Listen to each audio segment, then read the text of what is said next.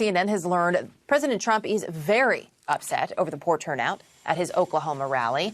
This video, you see the president arriving back at the White House after that event, looking a little dejected. The Trump campaign spent weeks touting as many as 1 million people had asked for tickets. The Tulsa Fire Department says in all about 6,000, just about 6,200 supporters showed up Saturday night. Joining us now is CNN political analyst Maggie Haberman, White House correspondent for the New York Times.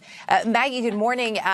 You're reporting that the president was warned aboard Air Force One on his way to Tulsa that the crowds were smaller than expected, that he was stunned, yelled at aides backstage while looking out at the endless rows of empty blue seats in the upper bowl of the stadium, according to 4 people familiar with what took place. I would imagine this is still bothering him this morning, Maggie. It's still bothering him, and I think that we're going to know how long it continues to bother him, frankly, based on how long there is media coverage of it, because he's incredibly attuned to that. As we know, look, this did not go as planned. Campaign rally attendance in a general election for president tends to not mean a whole lot, but the Trump campaign has made it its entire metric and message about Joe Biden, that Joe Biden can't compete on crowds. So if you set yourself up and you talk about how there have been nearly 1 million registrations for tickets, yes, that is going to become the story. And as we saw, there was just nothing even close to full in a 19,000 capacity center the other night.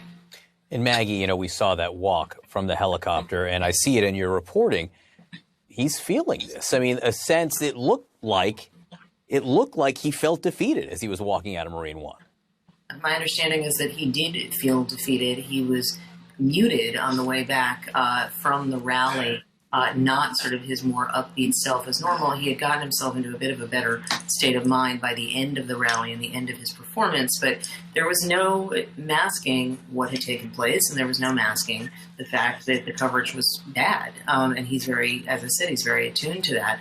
Look, I don't think this portends great things for rallies for him going forward. I do think it is a reminder that a lot of folks in the White House have been living in a bubble in which they've been telling them that the coronavirus fears are just the media driving this. What you saw in that lack of attendance is at least in part because people are afraid of getting sick. And just because the president tells them, you know, masks are politically correct or a statement against him, a lot of people are clearly not buying that. Maggie, I'm also fascinated. You know, as John. And just because the president tells them, you know, masks are politically correct or a statement against him, a lot of people are clearly not buying that. Maggie, I'm also fascinated. You know, as John pointed out, he really does look defeated in that video. The fact that we're seeing him with his tie undone, that crumpled MAGA hat in his hand. I mean, if you look at the president's face there, this is a man who has always had a very, you know, sort of calculated public image. From when he was involved in business and real estate to now as president, he wants to put forth this image in his mind of power and of strength. The fact that he let himself be captured on camera like that is fascinating to me. It tells you that he wasn't able to basically put a happy face on something that for him was just an enormous disappointment. Look, he had been as giddy as a kid in the days leading up to this rally. He was really excited about it. Aides conceded that this was being done in part to try to lift his spirits, which were not in a good place in the last couple of weeks. And so for him to show up and find that all of these promises of all these people who are going to show up and adore you and cheer for you, that they weren't there, for him, that was crushing. You know, that all this stuff they're talking about, he was mentally ill, he had a mental meltdown. This motherfucker did not have a mental meltdown. Let's be very clear. He calmly made videos. He calmly wrote a manifesto. He planned all of this stuff out. All right? Wasn't like he just snapped one day. This was something that was planned out. He was very meticulous about this. This was very meticulous. And this is something that the dominant society, you have to discuss the negative effects of systematic white supremacy and the negative repercussions that it causes on people in the dominant society.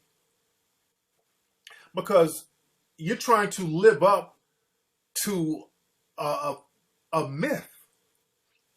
You're trying to live up to a fallacy.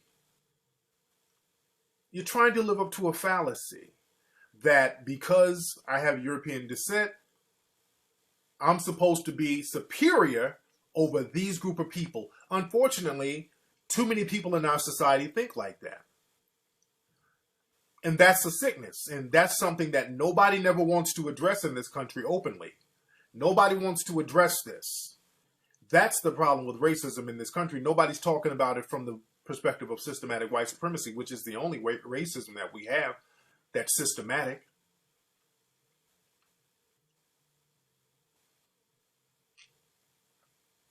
So it's real heavy. It's real heavy, but again, the guy, he felt powerless. Fred's other theory? Life was a competition. There were winners and there were losers. He called the winners killers. The way the game got played in his household was, if you did not win, you lost. And losing was you got crushed. Losing was you didn't matter. Losing was you were nothing. So that's something that has to be discussed. That's a real big fear. That's a real big fear.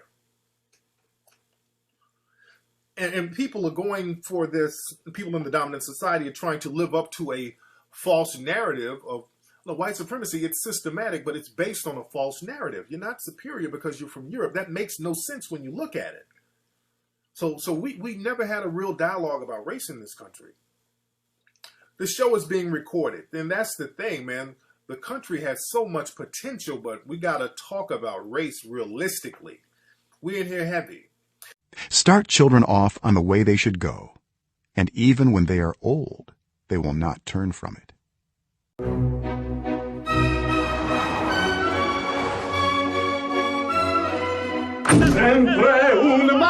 Jack Campbell thought he had everything. Merry Christmas. I'm giving everything I've got to this deal. You're a credit to capitalism, Jack.